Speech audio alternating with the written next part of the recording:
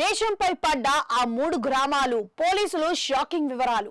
మధ్యప్రదేశ్లోని రాజ్గఢ్ జిల్లా గల గుల్డేజీ, సాంసీ, హుల్కేడి గ్రామాలు ఇప్పుడు దేశవ్యాప్తంగా తీవ్ర చర్చనీయాంశమవుతున్నాయి.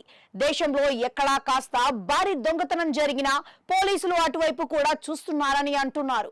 ఇప్పటికే ఇక్కడ పేరెంట్స్ నుంచి 2-3 లక్షల ఫీజు కట్టించుకొని మరి వారి పిల్లలను తయారు చేస్తున్నారని, అనంతరం ఏడాదికి ఆ పేరెంట్స్ కు 5 లక్షల వరకు రిటర్న్స్ ఇస్తున్నారని కథనాలు వస్తున్నాయి.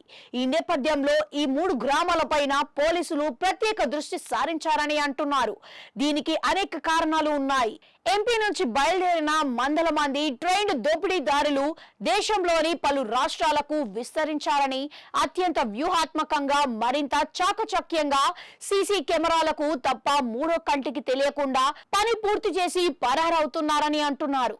అవును, రాజ్గఢ్ జిల్లా గల గుల్డేజీ, సాంసీ, హుల్కేడి గ్రామాలకు చెందిన కొంతమంది దేశవ్యాప్తంగా వివిధ రాష్ట్రాల్లో చోరీలకు, నేరాలకు పాల్పడుతూ భారీ స్థాయిలో సొమ్ములు ఆర్జిస్తున్నారు.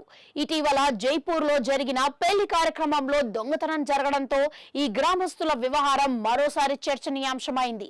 తెలంగాణకు చెందిన ఓ వ్యాపారి కుమారుడి వివాహం ఆగస్టు 8న అక్కడి 5 స్టార్ హోటల్లో నిర్వహించారు. ఈ క్రమంలో 1.45 కోట్ల విలువ చేసే ఆభరణాలున్న బ్యాగ్ ను 14 ఏళ్ల బాలుడు చోరీ చేశాడు.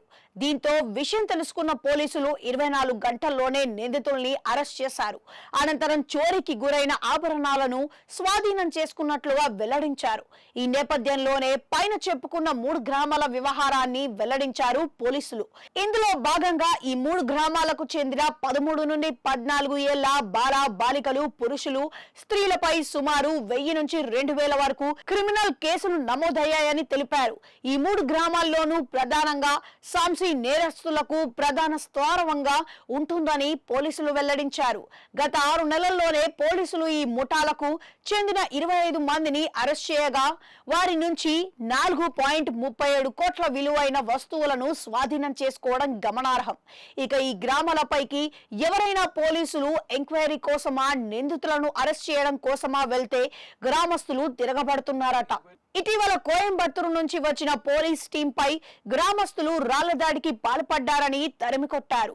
అచ్చం కాకి సినిమాలో సన్నివేశాల్లా. అయితే ఈ ఆరోపణలపై స్పందించిన సాంసీ గ్రామ సర్పంచ్ వీటిని ఖండిస్తున్నారు. తమ పూరి ప్రజలు సిటీల్లో ఉద్యోగాలు చేస్తున్నారని, అందరూ బాగా చదువుకున్న వారే ఉన్నారని, ఈ తరం పిల్లలు ప్రైవేటు పాఠశాలలకు వెళ్తున్నారని అన్నారు. అయితే ఎవరో కొంతమంది మాత్రమే ఇలాంటి పనులకు పాల్పడుతుండొచ్చని చెప్పుకొచ్చారు.